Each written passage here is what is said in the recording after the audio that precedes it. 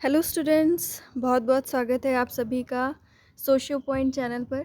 आज हम जो टॉपिक पढ़ने जा रहे हैं बच्चों, वो है सोशल सॉलिडेरिटी। और आज मैं आपको थोड़ा बहुत लिख करके बताऊंगी, है ना। थोड़ा टाइम नहीं मिल पा रहा है कि आप लोगों को पूरा टाइप करके मैं दे पाऊँ। फ़िलहाल बुक्स सबके पास होनी चाहिए, बुक में सब कुछ लिखा हुआ है ना। जो मैं बता रही हूँ वो सब सुन लो और उन्हीं पॉइंट्स को फोकस करते हुए बुक पढ़ो, ठीक है। आज का हमारा टॉपिक है सोशल सॉलिडैरिटी, ठीक है। हिंदी में क्या कहते हैं, ठीक है।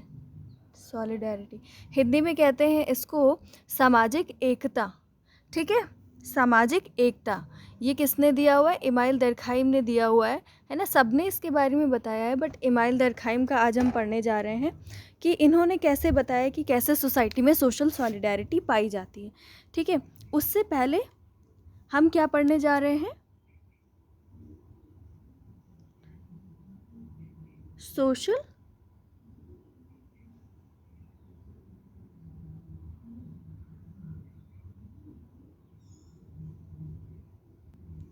कॉन्शियसनेस, है ना। इसको हिंदी में कहते हैं सामाजिक चेतना, ठीक है। देखो, सोसाइटी, इमाइल दरखाइम ने बताया था कि सर्वोपरि है ना। सबसे ऊंचा स्थान समाज का है, व्यक्ति से भी ज़्यादा ऊंचा समाज, है ना। इंडिविजुअल कुछ नहीं है, सोसाइटी ही सब कुछ है, क्योंकि एक इंडिविजुअल को सोसाइटी का सब कुछ मानना पड़ता है, ठीक है। अब इमाइल दरखाइम कहते हैं कि समाज में सामाजिक चेतना पाई जाती है, ठीक है। और वो कहते हैं कि जैसे जैसे सोसाइटी आगे डेवलप होती जाती है उसकी चेतना में कमी देखने को मिलती है हमें, ठीक है।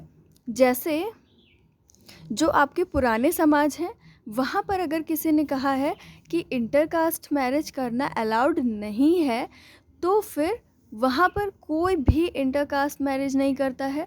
और अगर कोई कर भी लेता है तो उसको, उसके फैमिली वालों को इतना बुरा फील होता है जैसे पता नहीं कौन सा बड़ा अपराध कर दिया। तो ये सब किसका रीज़न है, इसका कॉज क्या है? कि सामाजिक चेतना, क्योंकि उन्हें पता है कि कोई उन्हें एक्सेप्ट नहीं करेगा। तो जब सारे लोग यूनानिमस होते हैं और एक मत हो जाते हैं और एक चीज़ को बहुत ही कट्टर तरीके से फॉलो करते हैं, तो उसको हम क्या कहते हैं कि बहुत हाई लेवल की सोशल कॉन्शियसनेस है, बहुत उच्च मात्रा में सामाजिक चेतना देखने को मिल रही है। और वहीं धीरे धीरे जब हमारा कॉन्स्टिट्यूशन आया, उसने कहा कि नहीं, उसने पुराने रीति रिवाजों को एक तरीके से काउंटर किया ना। उसने कहा कि सबको समानता का अधिकार है, सब इंसान इक्वल हैं, ठीक है। इंटरकास्ट मैरिजेस हो सकती हैं, ठीक है। और बचपन में शादी करना अलाउड नहीं है। तो ये सारी चीज़ों को उसने तोड़ना शुरू किया ना। तो क्या है अब, अगर मान लो कोई इंसान कुछ अगर अपराध कर देता है तो लोग क्या सोचते हैं? ठीक है, कानून उसको सज़ा देगा, उसने जैसा काम किया है उसको वैसे ही कानून सज़ा देगा। ये हमारा नया समाज है। पुराना समाज क्या है? इसने कैसे कर दिया, इसको गांव से बाहर निकाल दो, है ना। बहुत गलत किया है, इसको ऐसी सज़ा दो कि लोग इसको देख करके कांपे ऐसा काम करने से पहले, है ना। तो वो चेतना और अभी की चेतना में बहुत कमी है, ठीक है। पहले के टाइम पे अगर किसी को कोई प्रॉब्लम हो जाती थी तो सारे लोग आकर के मिलके साथ देते थे। गांव पूरा का पूरा गांव जो है, कोई समस्या आती थी तो उसको उससे उबरने के लिए जुट जाता था, ठीक है। सबके मन में एक दूसरे के लिए फीलिंग्स थी, है ना। जैसे वी फीलिंग पढ़ते हो ना आप सिंपल सोसाइटी में, कम्युनिटी फीलिंग, है ना। तो वो थी। तो आज के टाइम पे तो है नहीं, है ना। आज के टाइम पे अगर मान लो किसी को प्रॉब्लम आ जाती है तो क्या कहते हैं? हम टैक्स किस लिए पे करते हैं? गवर्नमेंट उसको मुआवजा दे, है ना, उसकी हेल्प करे। हम टैक्स इसीलिए पे करते हैं, बाकी हमसे जो होगा वो हम करेंगे। हमें खुद ही इतनी प्रॉब्लम्स हैं, है ना। तो ये सब सोचते हैं आज के टाइम में, वैसी वाली फीलिंग नहीं रही। तो कहने का मतलब आप देख रहे हो ना कि कैसी कॉन्शियसनेस है सोसाइटी की। सिंपल सोसाइटी में बहुत ज़्यादा, कॉम्प्लेक्स सोसाइटी में कम, ठीक है। तो चलिए अब हम लोग बढ़ते हैं सोशल सॉलिडेरिटी की तरफ, सामाजिक एकता की तरफ, ठीक है। ज़्यादा कुछ नहीं है इसमें, लेकिन बुक आप लोग पढ़ना, तो नोट्स बनाना। अगर आप लोग नोट्स नहीं बना रहे हो तो बहुत बड़ा लॉस कर रहे हो अपना। मिड टर्म कैसे आ जाएगा आपको पता नहीं चलेगा। और असाइनमेंट ऑलरेडी आपको मिल चुका है ना। असाइनमेंट में आपको इमाइल दरखाइम का कॉन्ट्रीब्यूशन लिखना है, तो उसमें इमाइल दरखाइम ने जो जो भी चीज़ें बताई हैं, ठीक है, जो जो बुक्स बताई हैं उन सब की उन सारी बुक्स लिखोगे। बुक्स के बारे में अगर 4-4 लाइन बता सकते हो तो बहुत अच्छी बात है, ठीक है। बुक्स के बारे में बताओगे और उन्होंने क्या-क्या थ्योरीज़ दी, उन थ्योरीज़ का नाम लिखोगे और उन थ्योरीज़ के अंदर कॉन्सेप्ट बेस्ड पैराग्राफ लिखोगे, है ना, कि क्या बताया है इसमें, सिर्फ इतना ही, है ना। ऐसे नहीं कि जैसे बुक में लिखा रहता है शुरू से लेके एंड तक। आपको 7 से 10 पेज के अंदर अंदर सारी चीज़ें इनकी बता देनी है ना। तो ये जितने भी कॉन्सेप्ट्स आपको बता रही हूँ, ठीक है, वो सारी चीज़ें आप लोग बताओगे असाइनमेंट में, उनका क्या कंट्रीब्यूशन है ना। सोशियोलॉजी में उन्होंने क्या क्या चीज़ें डाली, तो इसीलिए आप लोगों को पढ़ना भी ज़रूरी है, ठीक है, बुक्स पढ़ना। अब मैं सोशल सॉलिडारिटी का आपको टॉपिक क्लियर करने जा रही हूँ। आप मुझे बताइएगा कि सामाजिक एकता या सोशल सॉलिडारिटी इमाइल दरखाइम ने किस बुक में दिया हुआ है और कौन से ईयर में था वो, ठीक है, पब्लिश कौन से ईयर में थी वो बुक, ठीक है। चलो सोशल सॉलिडारिटी की तरफ बढ़ते हैं अब।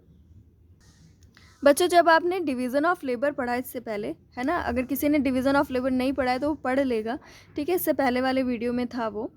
उससे पहले आप सोशल फैक्ट पढ़ चुके हो और आप लोग बिल्कुल भी पार्टिसिपेट नहीं करते हो, कोई कमेंट नहीं करते हो, और बस एक एक दो दो स्टूडेंट्स की मैं अटेंडेंस लगा रही हूँ, क्योंकि आप लोग जब तक उसका रिस्पांस नहीं दोगे जिस वीडियो में मैंने जो भी पूछा है, मैं आपकी अटेंडेंस नहीं लगाऊंगी। This is clear to you all, ठीक है।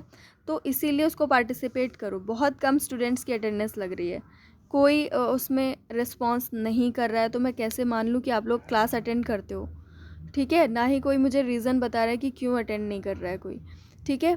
तो फिर आप लोग अपना समझ लीजिए। चलिए सोशल सॉलिडारिटी की तरफ हम लोग बढ़ रहे हैं। इसमें क्या है बेटा, डिवीज़न ऑफ लेबर पढ़ा था आपने, तो आपने देखा था ना कि कैसे एक पहले छोटी सी सोसाइटी होती है जिसको मैंने बताया था सिंपल सोसाइटी। सिंपल सोसाइटी में धीरे धीरे डिवीज़न ऑफ लेबर होता है, फिर वो क्या बन जाती है, कॉम्प्लेक्स सोसाइटी, है ना। सरल समाज होता है पहले, फिर जटिल समाज होता है, ठीक है। अब इसी में आपको इन्हीं दोनों में सॉलिडारिटी पता करनी है कि किस टाइप की सॉलिडारिटी होती है, किस टाइप की एकता होती है। यही इमाइल दरखाइम ने बताया। यहाँ पर इमाइल दरखाइम कहते हैं कि जो आपकी सामाजिक चेतना होती है या सोशल कॉन्शियसनेस होती है, ठीक है, सोशल कॉन्शियसनेस वो बहुत हाई लेवल की होती है। इस सोसाइटी में जो सामाजिक चेतना होती है, सोशल कॉन्शियसनेस होती है, वो बहुत ही ज़्यादा हाई लेवल पे होती है, क्योंकि यहाँ पर लोग एकमत होते हैं, लोग ही कानून बनाते हैं, फिर वो कानून धीरे धीरे प्रथाओं में बदल जाता है, ट्रेडिशन में, और फिर वो उस कानून के अधीन आ जाते हैं। वो उस कानून को हर सिचुएशन में फॉलो करते हैं, उसका पालन करते हैं, और अगर कोई पालन नहीं करता है, कोई इसको फॉलो नहीं करता है, तो उसका समाज में स्टेटस बहुत लो हो जाता है, और हो सकता है उसको दंड भी मिले। और दंड भी ये लोग कैसा देते हैं कि जो एक बदले की भावना, कि इसने ऐसा किया इसके साथ, तो इसके साथ भी वैसा ही करो। इसको पूरी तरीके से मतलब फील होना चाहिए कि इसने क्या किया है, और इसको देख करके बाकी गांव वाले बिल्कुल सहम जाएं, कभी सोचे भी ना ऐसा करने का। तो आप देख रहे हो ना, सिंपल सोसाइटी में सोशल कॉन्शियसनेस ज़्यादा है, और वो इस कॉन्शियसनेस की ही वजह से आप एक तरीके से देख सकते हो कि क्या कर रहे हैं, जो दंड दे रहे हैं। कोई इंसान अगर कोई अपराध करता है तो उसको कोई दंड देते हैं, तो ऐसा दंड देते हैं कि वो अमानवीय भी हो सकता है, ठीक है, इनह्यूमन भी हो सकता है वो तरीका, क्योंकि वो सिर्फ लोगों को सबक सिखाना चाहते हैं। वो एक प्रतिशोध, एक बदले की भावना को लेकर के चलते हैं कि इसने ऐसा किया तो उसके साथ भी करो। तो इसीलिए यहाँ पर जो आप देख रहे हो दंड दिया जा रहा है, वो कैसा टाइप का दंड है वो ही आपको बताना रहेगा। वो है आपका रिप्रेसिव लॉ, ठीक है।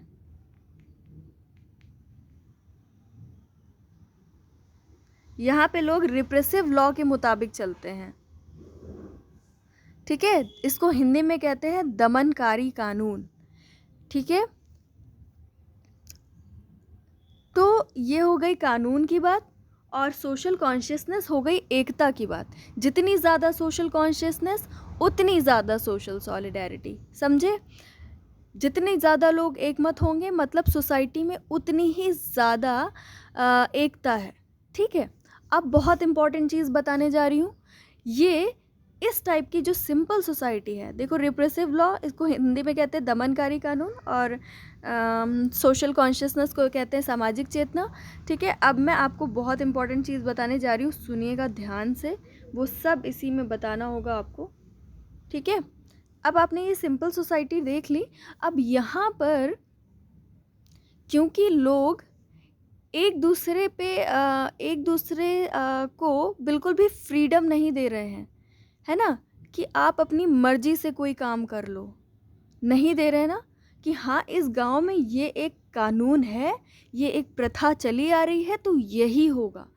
अगर कोई एक इंसान सोचे कि मैं इसके विरोध में जा कर के या इससे अलग हट करके कोई काम करूं, तो लोग आपको ऐसा दंड देंगे कि आपकी आने वाली तमाम पुश्तें नहीं सोचेंगे ऐसा करने को। तो आप देख रहे हो ना, एक इंडिविजुअल की कोई फ्रीडम नहीं है। मतलब ये सोसाइटी को जैसे कमांड दिए गए हैं वो वैसे ही वर्क कर रही है, एक मशीन की तरह। जैसे आपके फ़ोन में कुछ फंक्शंस फिट कर दिए गए, अब वो फ़ोन उस फंक्शन से बाहर जा कर के अपनी मर्ज़ी से कोई काम करता है? नहीं करता है। इस फ़ोन के अंदर जो फंक्शन है वो ही फंक्शन के मुताबिक ये फ़ोन वर्क करेगा, इसके अलावा किसी और तरीके से नहीं करेगा। तो एक मशीन की तरह है ये सोसाइटी, सिंपल वाली सोसाइटी, है ना। मशीन की तरह यहाँ पर लोग काम कर रहे हैं, जो कमांड दे दिए गए, जो आदेश हैं, जो नियम कानून प्रथा परंपराएं हैं, उसी के हिसाब से लोग काम कर रहे हैं। तो इसीलिए इस सोसाइटी को हम क्या कहते हैं, यहाँ पर सावयवी एकता पाई जाती है। ठीक है, ओह सॉरी, मशीन की तरह काम कर रहे हैं ना, तो यंत्र की तरह, तो यांत्रिक एकता पाई जाती है। ठीक है, यांत्रिक एकता लिख लोगे, यंत्रवत काम कर रहे हैं तो इसीलिए यांत्रिक एकता, या इंग्लिश में क्या कहेंगे मशीन की तरह, तो मैकेनिकल सॉलिडारिटी, है ना। समझ गए, इस सिंपल सोसाइटी में मैकेनिकल सॉलिडारिटी या यांत्रिक एकता पाई जा रही है। आपको अब पता चलेगा कि दो टाइप की एकता बताई, और यहाँ पर सोशल कॉन्शियसनेस बहुत ज़्यादा है इसलिए एकता भी बहुत ज़्यादा है, और लोग मशीन की तरह काम कर रहे हैं तो यांत्रिक एकता या मैकेनिकल सॉलिडारिटी है। अब यहाँ पर दूसरे टाइप की एकता पाई जाएगी, है ना। ये दो टाइप की आपकी एकता हो गई। अब देखते हैं हम लोग कॉम्प्लेक्स सोसाइटी में कौन सी एकता है।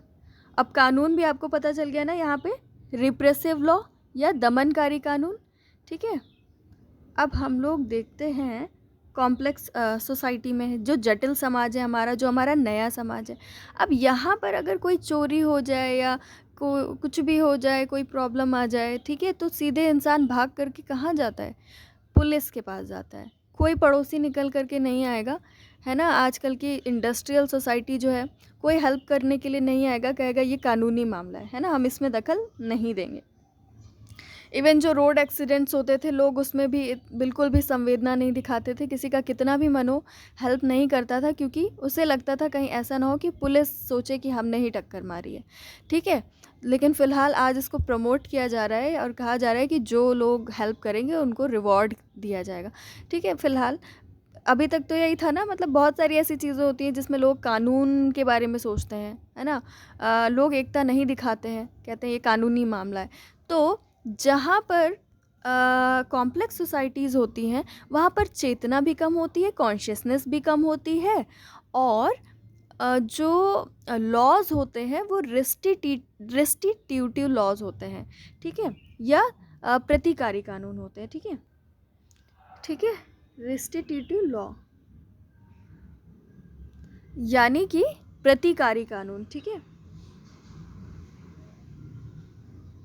प्रतिकारी कानून, जहाँ पर लोग क्या करते हैं, लोगों के सोचते हैं कि इसने ये काम किया है तो इसको ये सुधर जाए।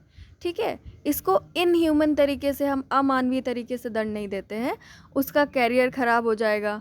ठीक है, वो उसको ऐसे सज़ा मिलेगी जिससे उसका मन परिवर्तन हो जाएगा, उसका दिमाग ठिकाने पे आ जाएगा, ये करते हैं हम लोग, है ना। तो ये चीज़ है। और यहाँ पर सॉलिडारिटी किस टाइप की पाई जाएगी, कॉम्प्लेक्स सोसाइटी में कैसी सॉलिडारिटी पाई जाएगी? कॉम्प्लेक्स सोसाइटी में एकता क्या किस टाइप की पाई जाएगी? देखो, जब मैंने आपको डिवीज़न ऑफ लेबर बताया था, फिर लास्ट में क्या हुआ था कि सारे सोसाइटी के लोगों का काम डिवाइड हो गया था।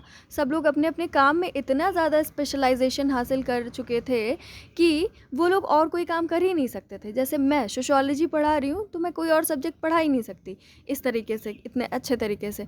तो कहने का मतलब ये कि मुझे एक ही सब्जेक्ट है जो मेरा अच्छा है और कोई नहीं है ना? क्योंकि हम स्पेशलाइज्ड हो गए। हमसे कहा गया कि बीए में लास्ट में 2 सब्जेक्ट लो और 2 के बाद फिर लास्ट में जब आप पोस्ट ग्रेजुएशन करोगे तो एक ही सब्जेक्ट पढ़ोगे। फिर पीएचडी करोगे तो उसमें भी एक ही जो सब्जेक्ट लिया है उसी कोई भी एक सब्जेक्ट के ही अकॉर्डिंग आप करोगे। तो धीरे-धीरे एक बचा। तो मतलब आप स्पेशलाइज्ड हो गए अपने एक फ़ील्ड में, ठीक है? तो यहाँ पर लोगों को एक-दूसरे की ज़रूरत है ना। जैसे हमारी बॉडी में हमारे हाथ को हार्ट की ज़रूरत है ताकि अंदर से वो ब्लड पंप करे तो हमारे हाथ तक पहुँचे। हमारे हाथ की सबको ज़रूरत है, पूरी बॉडी को खाना खिलाए। ठीक है? तो कहने का मतलब जैसे हमारी बॉडी में हर पार्ट को एक दूसरे की ज़रूरत है, उसी तरीके से आज हमारी जो कॉम्प्लेक्स सोसाइटी है उसको भी उस सोसाइटी में भी हर एक पार्ट को एक दूसरे की उतनी ही ज़रूरत है।